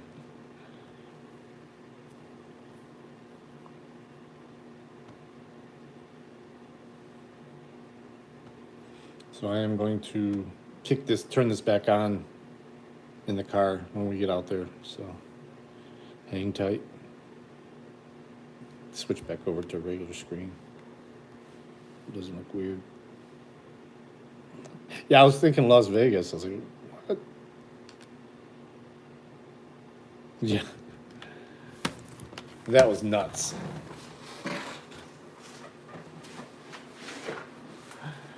That was nuts. That's how one of the main reasons I started following Bao. I was watching a Freeman video and I saw that. I was like, holy God, I gotta find this guy.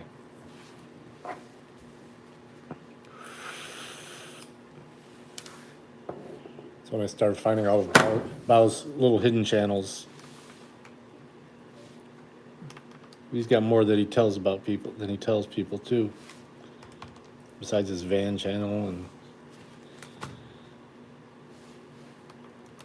All right, finish packing. All right, guys, we're heading to the barber shop. You want to come with me? It's gonna. I may have to reconnect real quick whenever the Wi-Fi disconnects.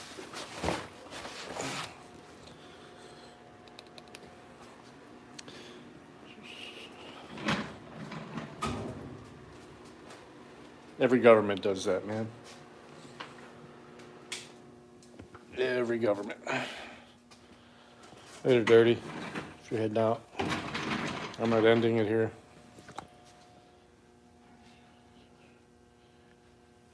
Go get your hair did. Yeah, no. Look how long it's getting. Look how uneven it's. We need to have it squared away here.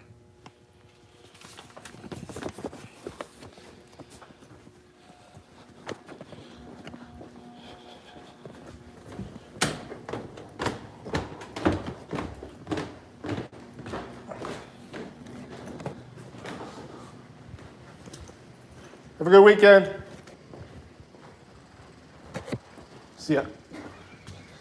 What? Hello. Did you get those? You get those two out of the.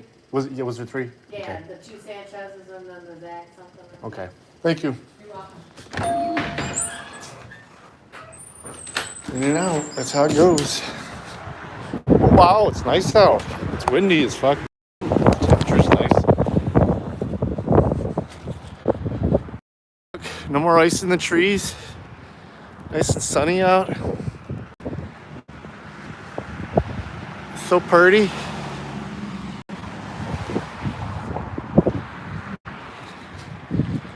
So pretty. Except for that smashed up car. It's not mine.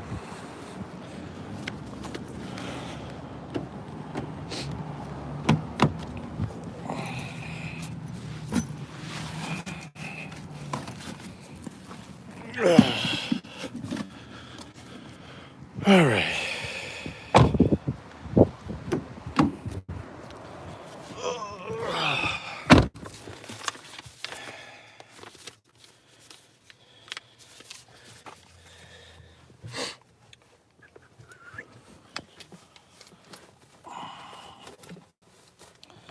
Gotta have the vape out.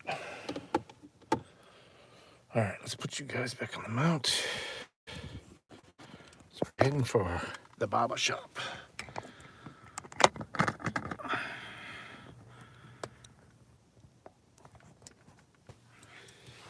Really cool barbershop, actually. It's run by an Iraqi American.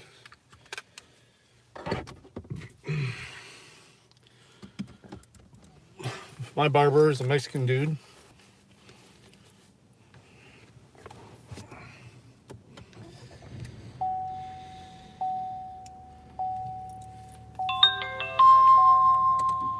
He was a refugee and now has his own business that's booming with about 20 different barbers. No, he didn't get any tax credits.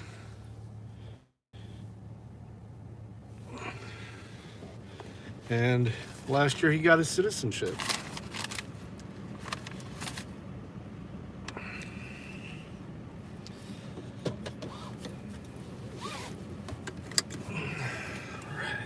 Book should kick back on in a second. Individual membership otherwise than by giving their votes secretly for certain agents to do their will.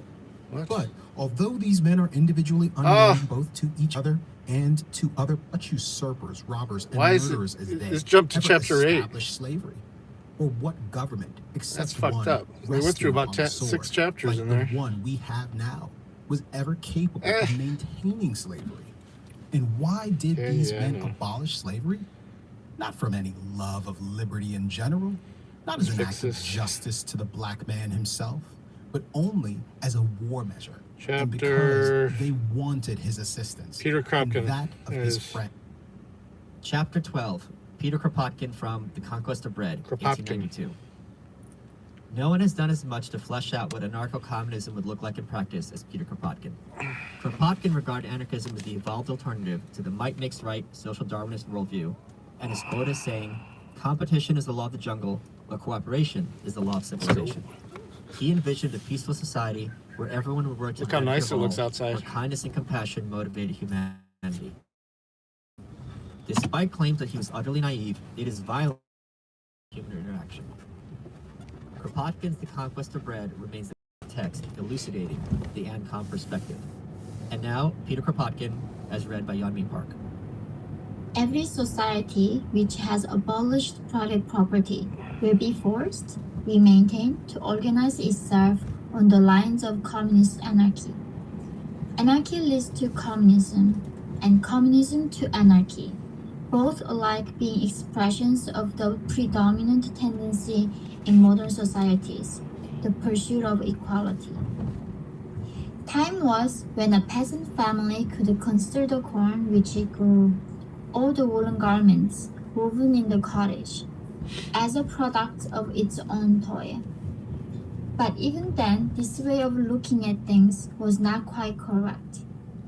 There were the roads and the bridges made in common, the swamps drained by common toil, and the communal pastures enclosed by hedges which were kept in repair by each and all. If the looms for weaving or the dyes for coloring fabrics were improved, all profited. So even in those days, a peasant family could not live alone, but was dependent in 1,000 ways on the village or the commune. But nowadays, in the present state of industry, when everything is interdependent, when each branch of production is knit up with all the rest, the attempt to claim an individualist origin for the products of industry is absolutely unattainable. The astonishing perfection attained by the textile or mining industries in civilized countries is due to the simultaneous development of 1,000 other industries, great and small, to the extension of the railroad system, to interoceanic navigation, to the manual skill of thousands of workers, to a certain standard of culture reached by the working classes as a whole, to the laborers, in short, of men in every corner of the globe. The Italians who died of cholera while making the Suez Canal, or of I'm in southeast Michigan. Tunnel, and the Americans mauled down by shot and shell while fighting for the abolition of slavery have helped to develop the cotton industry in France and England, as well as the workers who languished in the factories of Manchester and Rouen, and the inventor who succeeds in improving the looms. Oh, hell yeah. And shall we estimate the share of each in the riches which all contribute to amass? Looking at production from this general, synthetic point of view, we cannot hold with the collectives that payment proportionate to the hours of labor rendered by each would be an ideal arrangement, or even a step in the right direction. Without discussing whether exchange value of goods is really measured in existing societies by the amount of work necessary to produce it. According to the doctrine of Smith and Ricardo, in whose footsteps Marx has followed, suffice it to say here, leaving ourselves free to return to the subject later, that the collectivist idea appears to us unattainable in a society which it considers the instruments of labor as a common inheritance. Starting from this principle, such a society would find itself forced from the very outset to abandon all forms of wages. The mitigated individualism. They told us it was going to be 61 in northern Ohio, but it didn't get over 55, maybe. And it's already going back down, so it's going to be cold tomorrow again, too. We had one day of warmth, I guess, to melt all that ice. A new method of production cannot exist side by side with the old forms of consumption any more than it can adapt itself to the old forms of political organization. The wage system arises out of the individual ownership of the land and the instruments of labor. It was a necessary condition for the development of capitalist production and will perish with it. In spite of the attempt to disguise it as profit sharing, the common possession of the instruments of labor must necessarily bring with it the enjoyment in common of the fruits of common labor. We hold further that communism is not only desirable, but that existing societies, founded on individualism, are inevitably impaired in the direction of communism. The development of individualism during the last 3 centuries is explained by the efforts of the individual to protect himself from the tyranny of capital and of the state.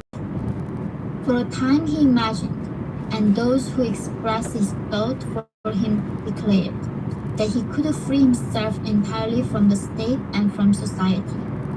By means of money, he said, I can buy all that I need. But the individual was on a wrong track, and modern history has taught him to recognize that without the help of ore, he can do nothing, although his strong boxes are full of gold. In fact, alongside this current of individualism, we find in all modern history a tendency, on the one hand, to retain all that remains of the partial communism of antiquity, and on the other, to establish the communist principle in the thousand developments of modern life. As soon as communes of the 10th, 11th, and 12th centuries had succeeded in emancipating themselves from their lords, ecclesiastical or lay, their communal labor and communal consumption began to extend and develop rapidly. The township, and not private persons, freighted ships and equipped expeditions, and the benefit arising from the foreign trade did not occur to individuals, but was shared by all. The townships also bought provisions for their citizens. Traces of these institutions have lingered on into the 19th century, and the folk piously cherish the memory of them in their legends. All that has disappeared, but the rural township still struggles to preserve the last traces of this communism, and it succeeds except when the state throws its heavy sword into the balance. Meanwhile, new organizations, based on the same principle, to every man according to his needs, spring up under 1,000 different forms, for without a certain weaving of communism, the present we have chaos now without anarchy, and anarchy does not equal chaos anyway. Of the narrowly egoistic term given to men's minds. That's what they say to keep people afraid of it, communism is afraid of losing the slave master. In a variety of ways. The bridges, for the use of which a toll was levied in the old days, are now become public property and free to all. So are the high roads, except in the east, where a toll is still exacted from the traveler for every mile of his journey. Museums, free libraries, free schools, free meals for children, parks and gardens open to all. Streets paved and lighted, free to all. Water supplied to every house without measure or stint. All such arrangements are founded on the principle, take what you need. The tramways and railways have already introduced monthly and annual season tickets, without limiting the number of journeys taken, and 2 nations, Hungary and Russia, have introduced on their railways the zone system, which permits the whole to travel 500 or 1,000 miles for the same price. It is but a short step from that to a uniform chart, such as already prevails in the postal service. In all these innovations and 1,000 others, the tendency is not to measure the individual consumption. One man wants to travel 1,000 miles, another 500. These are personal requirements. There's no sufficient reason why one should pay twice as much as the other because his need is twice as great. Such are the signs which appear even now in our individualist societies. Moreover, there is a tendency, though still a feeble one, to consider the needs of the individual irrespective of his past or possible services to the community. We are beginning to think of society as a whole, each part of which is so intimately bound up with the others that a service rendered to one is service rendered to all. When you go into public library, not indeed the National Library of Paris, but say into the British Museum or the Berlin Library, the librarian does not ask what services you have to render to society before giving you the book or the 50 books which you require, and he comes to your assistance if you do not know how to manage the catalog. By means of uniform credentials, and very often a contribution of work is preferred, the scientific society opens its museums, its gardens, its library, its laboratories, and its annual conversaciones to each of its members, whether he be a Darwin or a simple amateur. At St. Petersburg, if you are pursuing an invention, you go into a special laboratory or a workshop. A lot of water. Where you are given a place, a carpenter's bench, a turning lathe, all the necessary tools and scientific instruments, provided only you know how to use Airfield there. them, and you are allowed to work there as long as you please.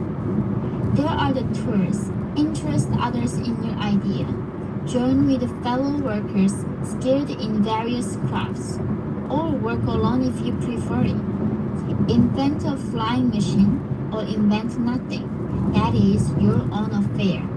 You are pursuing an idea. That is enough. In the same way, those who man the lifeboat do not ask credentials from the crew of a sinking ship. They launch their boat, risk their lives in the raging waves, and sometimes perish, all to save men whom they do not even know. And what need to know them? They are human beings, and they need our aid. Don't pull out, that is Jesus. enough. That establishes their right to the rescue. Thus, we find the tendency eminently communistic guises in the very heart of theoretically individualist societies. Suppose that one of our great cities, so egotistic in ordinary times, were visited tomorrow by some calamity, a siege. For instance, that same selfish city would decide that the first needs to satisfy were those of the children and the aged, without asking what service they had rendered, or were likely rendered to society, would first of all feed them. Then the combatants would be cared for, irrespective of the courage or the intelligence which each has displayed, and thousands of men and women would outvive each other in unselfish devotion to the wounded. This tendency exists and is felt as soon as the most pressing needs of each are satisfied, and in proportion as the productive power of the race increases. It becomes an active force every time a great idea comes to us, the main preoccupations of everyday life. How can we doubt, then, that when the instruments of production are placed at the service of all, when business is conducted on communist principles, when labor, having recovered its place of honor in society, produces much more than is necessary to all, how can we doubt but that this force will enlarge its sphere of action till it becomes the ruling principle of social life? Following these indications, and considering further the practical side of expropriation, of which we shall speak in the following chapters, we are convinced that our first obligation, when the revolution shall have broken the power upholding the present system, will be to recognize communism without delay.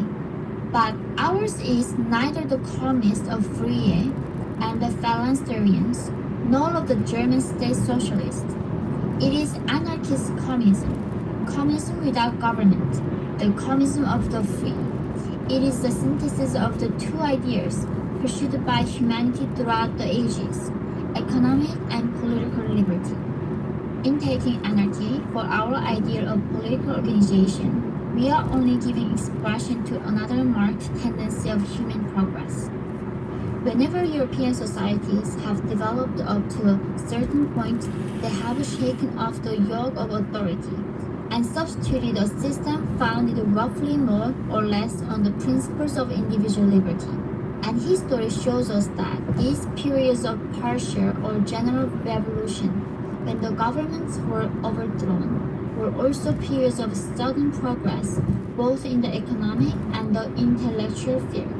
Now, it That's is the something to know. enfranchisement of the communes, whose monuments, produced by the free labor of the guilds, have never been surpassed. Now, it is the peasant rising which brought about the Reformation and imperiled the papacy. And then again, it is a society free for a brief space, which was created at the other side of the Atlantic by the malcontents from the old world. Further, if we observe the present development of civilized peoples, we see, most unmistakably, a movement ever more and more marked to limit the sphere of action of the government and to allow more and more liberty to the individual. This evolution is going on before our eyes. Though cumbered by the ruins and rubbish of old institutions and old superstitions, like all evolutions, it only waits of evolution to overthrow the old obstacles which block the way, that it may find free scope in a regenerated society. After having striven long in a vain to solve the insoluble problem, the problem of constructing a government, which will constrain the individual to obedience without itself ceasing to be the servant of society, men at last attempt to free themselves from every form of government and to satisfy their need for organization by a free contract between individuals and groups pursuing the same aim. The independence of each small territorial unit becomes a pressing need. Mutual definitely the white pill would help. law, and everywhere regulates individual interests in the If you want to send me your email, I'll send you a credit so you can watch it for free. looked on as a function of the Fuck. government is today called inquiry. I haven't been listening to the scanner, so I didn't know this was going on here. And more satisfactorily without the intervention of the state. And in studying the progress made in this direction, Old Bender fender. to conclude Here. that the tendency of the You see the human race front of that white vehicle. It's like the airbag's deployed. In fact, to abolish the state, the personification of injustice, oppression, and monopoly. We can already catch a glimpse of a world in which the bonds which bind the individual are no longer laws, but social habits, the result of the need felt by each one of us to seek the support, the cooperation, the sympathy of his neighbors. Assuredly, the idea of society without a state will give us rise to at least as many objections as a political economy of a society without private capital. We have all been brought up from our childhood to regard the state as a sort of providence. All our education, the Roman Yeah, I think history you'd like it, and man. We were listening to it together for a and while. Byzantine It's code, which we studied later under the very good name of book. Roman law. Talks about the And history various mainly of sciences taught at the universities accustom us to believe in government and in the virtue of the state providential. socialists and the communists and stuff. Whole systems of philosophy have been elaborated and taught. All politics are based on this principle, and each politician, whatever his colors, comes forward and says to the people, "Give me the power, and I both can and will free you from the miseries which press so heavily upon you." From the cradle to the grave, all our actions are guided by this principle. Open any book on sociology or jurisprudence, and you will find there the government, its organization, its acts, filling so large a place that we come to believe that there's nothing outside the government and the world of statesmen. The press teaches us the same in every conceivable way. Whole columns are devoted to parliamentary debates and to political intrigues. The vast everyday life of a nation is barely mentioned in a few lines when dealing with economic subjects, lost by their shadows, enlarged Alright, by we're our back. ignorance. Yet, as soon as we pass from printed matter to life itself, as soon as we throw a glance at society, we are struck by the infinitesimal part played by the government. Balzac already remarked how millions of peasants spend the whole of their lives without knowing anything about the state, save the heavy taxes they are compelled to pay. Every day, millions of transactions are made without government intervention, and the greatest of them, those of commerce and of the exchange, are carried on in such a way that the government could not be appealed to if one of the contracting parties had the intention of not fulfilling his agreement. Should you speak to a man who understands commerce, he will tell you that the everyday business transacted by merchants would be absolutely impossible were it not based on mutual confidence. The habit of keeping his word, the desire not to lose his credit, and pride suffice to maintain this relative honesty.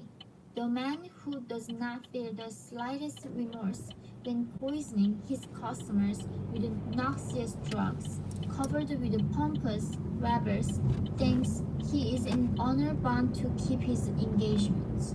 Now, if this relative morality has developed under present conditions, when enriched is the only Ooh, I can get a mani-pedi for 35 too. can we doubt its rapid progress when appropriation of the fruits of others' labor will no longer be the basis Take a look at of my society. ugly toes. Another striking fact, which especially characterizes our generation, speaks still more in favor of our ideas.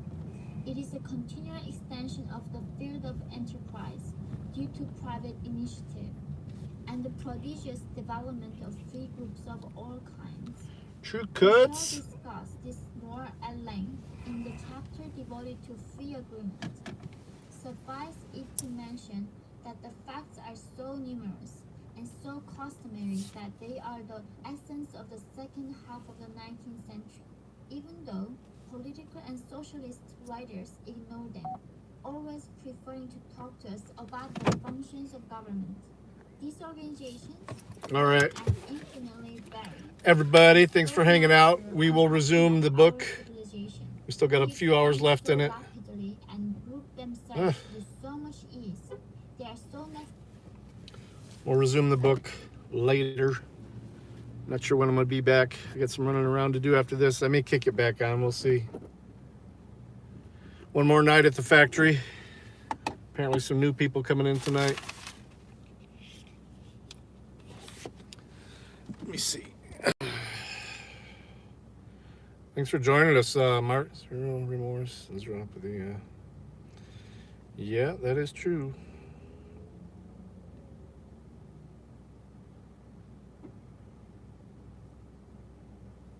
Ooh, snake. My son's got a Burmese. That's almost as big as the one I had. Is that his snake?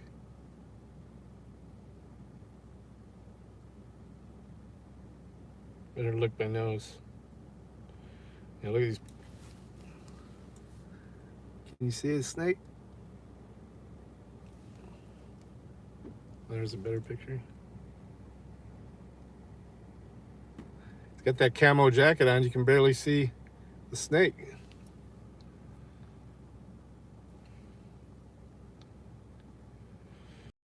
Burmese.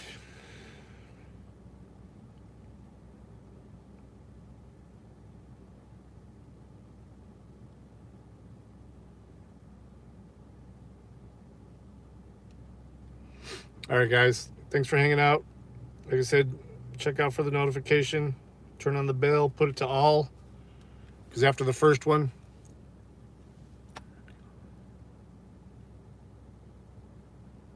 hey, we know that. We know they've done unimaginable things, man. It's just who wants to organize and do something about it?